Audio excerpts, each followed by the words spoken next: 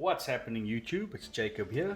We're going to showcase you a budget Drytron build, how we played here in South Africa, and we've got ourselves here Willem. So we're just going to hop straight into it and show us what you got. Basically, like Jaco said, it is a budget build. I don't play the diviners because it's too expensive. This is what I'm currently running. We'll get to it. You get your 3 Alpha Thuban, searches the ritual monster. Obviously, this and Zeta is full combo. This searches any ritual monster, so you can actually turbo into other stuff if you already draw your Benton. Usually this would be the first thing you tribute for. Then you get your 3 Zetas. This one is the one that searches the ritual spell, part of the 2-card combo. There's a lot of ways to get to both of these in the same combo. I only play one ritual spell, like you'll see later on, but it is necessary to play different names as well. And for consistency's sake, you need to play 3 of each of those. Then the 1 Gamma, the one that summons from Graveyard. You could play 2 of these due to Mubata Fafnir being out, but I think just playing 1 is more than enough. If it gets DD Crowed, it gets DD Crowed. It's not the end of the world. Then the 1 Delta Altaze, this is the one that lets you draw an additional card, and it also acts as an extender. If you already have the Gamma Alternate, you just mill this off of the Mubata Fafnir to get another extender on the board, and to potentially shape your hand a bit better against Nibiru or something like that. Sometimes you use that to bait out hand traps as well if you draw that before other stuff. Then for the rituals, I play the 1 Benton because it's at 1. You can actually resolve Benton's effect 3 times in 1 turn, meaning you can search up to 3 fairies. Usually you use it to search 2 combo or 1 combo piece, and the other 2 are generic cards that you just, 2 combo pieces, and the other one is just a generic fairy that you can search, like the orange light. We'll do a combo shortly after the video. Yeah, and then the 1 Editon. Editon adds your ritual spell back from your graveyard, so it's good for recycling. It's also level 6, so it plays into the Beatrice combo. And the tribute effect almost never comes up. It's not necessary. Usually just banish this off the Natasha. And then you get the Natasha. Obviously Natasha is broken, steals 2 monsters most of the time. Also negates attacks on rituals, gain life points. It's a pretty good card breaking boards, and it's got 1000 attack. Yeah. And it's got 1000 attack, so basically you can use it, you can ritual summon even if your Drytron is dropped by Meteor's Drytron. Then Ultimateness. Play Ultimateness because I think it's better than Perfection. It isn't searchable by prep, but at least this thing negates special summons or inherent summons, or summons that start a chain. And it basically does the same thing Perfection does, only a bit better. And it's got 3k defense, which is pretty good. It's not easy to out. Then, because I don't play Divine, I play the Megalith package. So you get the 2 full. You need 2 for the combo because you search the 1 off of Ophel, and then obviously you use that to ritual summon. This thing adds back the Benton from the graveyard, and it can summon Ophel from the deck. If you're going second, you can actually summon Baithor as well, which pops a few cards going second. Then, and it's a quick effect to actually ritual summon from the deck. So you can use it, just stick it on board, keep your Baithor on deck, and you can just pop cards on your opponent's turn if your play gets stopped. Then you got the 1 Ophel. Ophel, when it's ritual summoned, you can search a Megalith monster, and you can use it to ritual summon a ritual from your hand, meaning you can summon the Editon in the middle of the combo. And then you get the 1 Baithor. This is the one that obviously pops cards up to the amount of rituals in your graveyard with different names. So it's just a good card going second, and it's a pretty good backup plan basically if your play gets stopped. It's ridiculous. Then you get your fairy package, which you usually search with the Benton. The 1 Manju, because I don't play Diviner, doesn't accomplish the same thing, but it accomplishes something similar. And it searches a ritual spell or a ritual monster. And the fact that it's level 4 doesn't necessarily make the combo any different. If you wanted to, you can actually end on the rank 4, but I don't play any rank 4s. And then the 3 Herald of Orange Light. This is amazing. It helps you play through Nibiru. It also counts as a disruption in your opponent's turn. Sending this and another fairy basically ensures that your plays go through. Also, you just send it off the Ultimateness. Then I play the 1 Purple Light as another target. It's pretty good in the meta where we play. Playing against Shadal, so if you play against Schism, or if you play against something like the Tri-Brigade Trap Revolt, you can actually negate that. And it's just another level 2 light punishments. Yeah, and the Dogmatica punishments as well. Then the 1 Petite Angel, you search this off your Eva just to have a follow-up for the next turn. So you normal summon this, get your Natasha, start ritual summoning, and then start breaking boards. And also it's not that bad to draw because it actually does search your ritual monsters. Then the one Eva, you just mill it off the Beatrice, get your searches for 2 more fairies, and yeah, you can actually use it to make move beta Fafnir as well if you wanted to go that route, but I almost never do that. Yeah, get Evo, get wrecked. Yeah. Then as a generic card, I just play Ash Blossom. Like I said, our meta here is not necessarily the most competitive, but there are a lot of competitive decks. This is just the most generic hand trap. You could technically play Lancias in this spot if your meta is quite heavy on Tri-Brigade, and Lancia is obviously searchable, but I just think this is much better because there's a few Shaddols in our locals. And it also stops the Scarlet Sanguine from summoning the Eldritch, so you can't get interrupted by Aquero or by the other one, I can't remember the name now. And then for the spells, I play 3 Cyber Emergencies, so this is basically another copy of any Drytron in your deck. It's self-explanatory, why would you not play 3? Then as an extender / starter as well, I play the 3 Prep of Rites. Also pretty good because it can recycle the ritual spell without using its own effect, but it does search almost every card, any ritual in your deck apart from the Baithor and the Ultimateness. Then I play 2 Drytron Fafnir. This searches your Nova, searches your ritual spell. Depending on what your hand looks like, usually just go for Nova as another extender. Annoys your Phantom Knight players. Yeah, and it breaks a couple of Xyz decks because you can actually drop the level. If you go against Virtual World, for example, you can just drop one of their levels and then just disrupt their play. And then 2 Nova, I only own 2. I would play the 3rd, but it's a pretty good starter. It's another copy of every Drytron in your deck. No reason not to play it. And then the 1 Megaliths Drytron. I know some people go back and forth on if you need to play 1 or 2. I think playing 1 is fine. If they DD Crowd or Cosmic Cyclone it, you can just play Link Turbo with your Drytrons anyway. Then Call by the Grave, because it's just Call by the Grave. You don't want to get Ghost Belled or Ash Blossomed or anything like that. And it stops DD Crow as well, so yeah. Then Foolish Burial, it also basically becomes another copy of every Drytron in your deck, because it all triggered from Graveyard as well. And then the Terraforming to search out the Fafnir, but I would make this a 3rd Nova if I had it, because this actually plays you into Droll, which is pretty bad, but it's not the end of the world. I have to make do with what we have. Then for the extra deck, so I don't play Zeus, don't have Zeus. I don't think it's that. It is obviously pretty good. I would play it if I had it, but I think this is good enough for what I have at the moment. We can get by without it. So then the 1 Beatrice, this is obviously part of the combo. I usually use the first effect to send the Perfection from the Ultimateness from deck, so that I don't have to search it, so I can rather search a Herald of Orange Light so that I have another negate in hand. Then the 1 Move Beta Fafnir, even if I had more than 1, I would only play 1. It's pretty good, but it's not the base card in the deck, if you can put it that way. But it is pretty good, turning 2 Drytrons into another material, and then obviously just using the 2 Drytrons underneath to ritual summon. Then the OTK button is obviously Boral Sword. This deck spams out Boral Sword quite easily, so you can just go second OTK. Then I still play Borreload. Borreload is basically there to out something like Dragoon or your opponent's Avramax, something like that. And also, if you summon this with IP, it becomes almost impossible to out for certain decks.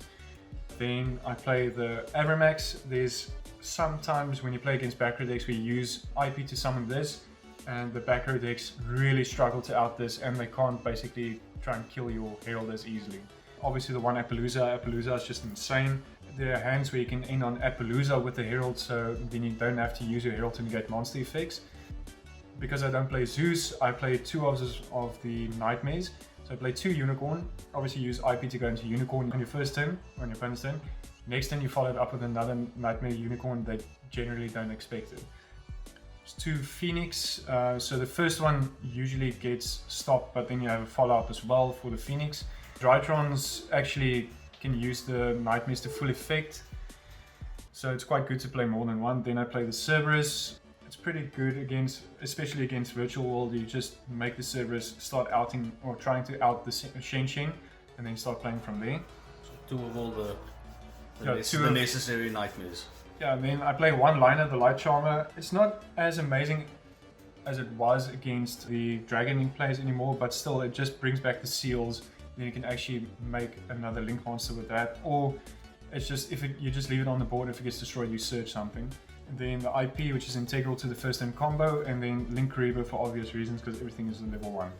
Then the side deck that I choose to build, obviously for our locals, this obviously changes up to depending on what your local meta looks like, but 3 Nibiru, this is mostly for Tri Brigade and Phantom Knights, Virtual World. Stupid salads. Yeah, and salads as well.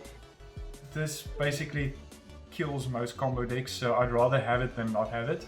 The Lancia for obviously Tri Brigade, Dino, for almost any deck these days, basically, and it's searchable as well, so, and it's a light fairy, so it's a no-brainer to side it. And then the Ghost Spells on the side for a good reason. If you play against Sky Striker, you want to bell the Ray if you get the chance, or if they have Shark Cannon, you can just negate the Shark Cannon. Stops DD Crow as well, and yeah, you just side this in going second against most decks. Pretty good against Eldritch as well. And then for back row decks, play the 3 Twin Twister. You don't generally neg when you discard a card of Twin Twister, and it helps you out the Imperial Orders, anti-spells, schisms. Against Prankets, you can also pop the fusion spell in the standby phase so they don't have a chance to activate it. And then obviously the win button against most back row decks is just the red reboot. Siding for going first, I usually side on the pointer of the Red Lotus. Right, explain this one to us. Okay, so basically a pointer allows you to reveal your hand to your opponent, which is not a problem because they know what you're going to search, or they know what you're searching during your combo anyway. So you reveal it, you look at their hand, it basically outs the Dark Ruler that they might have for your board, and it takes away certain combo pieces if they don't have Dark Ruler. So I'd rather play the pointer going first, basically just to out certain problem cards. Alright. Then I'll quickly show you guys a 2-card combo. So it's basically any way to get to Alpha, Thuban, and Zeta. Basically, if you get these two and they're both resolved, you're going to go full combo, and it's going to be pretty much the base board you can make in this deck. There are other versions of this combo as well, when you have things like Zeta and Benton, or you have Nova plus Zeta, or the other way around. Just alternative routes. Yeah, but this is just the most basic way to explain it. So you're going to go Alpha Effect, Tribute Zeta for cost, summon out the Alpha, and then get your search for your Benton. You have your Benton in hand, you're going to activate the Zeta Effect from grave, tribute the Benton as cost, and then summon out the Zeta. Zeta is going to trigger, going to get you the Megaliths Drytron. Then the Benton is going to trigger in a new chain, so that's going to allow you to search for your Manju. Then I generally prefer to go for Fafnir here, just to stop any hand traps they might have, but if they haven't hand trapped you by this point, it's most likely that they don't have a hand trap.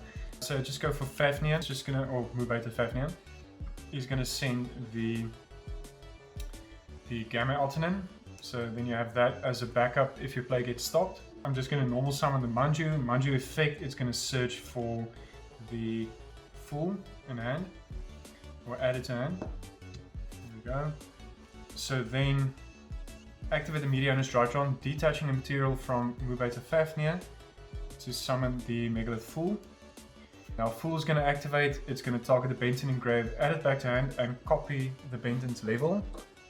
Just going to take a dice here. So then the Fool becomes level 6. Activate the effect of Fool to ritual summon a Megalith from deck. So I'm going to tribute the Benton. Get the... where are you? The Ophiel. So then it's going to be Chainlink 1 Benton, Chainlink 2 Ophiel. You'd rather make the Chainlink this way around if they have anything to stop it, but it's better going this. So then the Ophiel is going to search your second Fool, and your Benton is going to search your Editon. So you're going to activate the Ophiel's effect using itself and the Fool to ritual summon for the Editon from your hand. Editon is going to trigger and allow you to add back the Megaliths from grave, so you don't have to use the Megaliths too quickly. I'm just going to overlay the 2 level 6s here and go into the Beatrice. I'm going to use the Beatrice effect, detach, and I'm going to send the Ultimateness. This means you don't have to search the Ultimateness during your combo, and because you don't play Diviner, you can't send Ava yet. I'm going to activate the Megaliths again, tributing one of Mubeta Fafnir's materials, and then I'm going to summon out the Benton for, so like that, and then you activate the Gamma Altanen from grave, tributing the Benton to special summon. And then Gamma Altanen's effect will resolve, summoning out the Thuban. Then Benton is going to activate in a new chain. I'm going to search you for, or going to search your deck for any fairy. So here I like to go for the Herald of Orange Light. So if you have another fairy in your hand as well, you can also negate hand traps from here, but that's not necessarily the most important thing at the moment. He would have stopped you anyway. I'm going to activate Megaliths Drytron, targeting the Gamma, reducing its attack by 1000 to add this back to hand. Activating the Megaliths again, tributing the Thuban on this side. You can tribute the Fafnir as well, it doesn't really matter.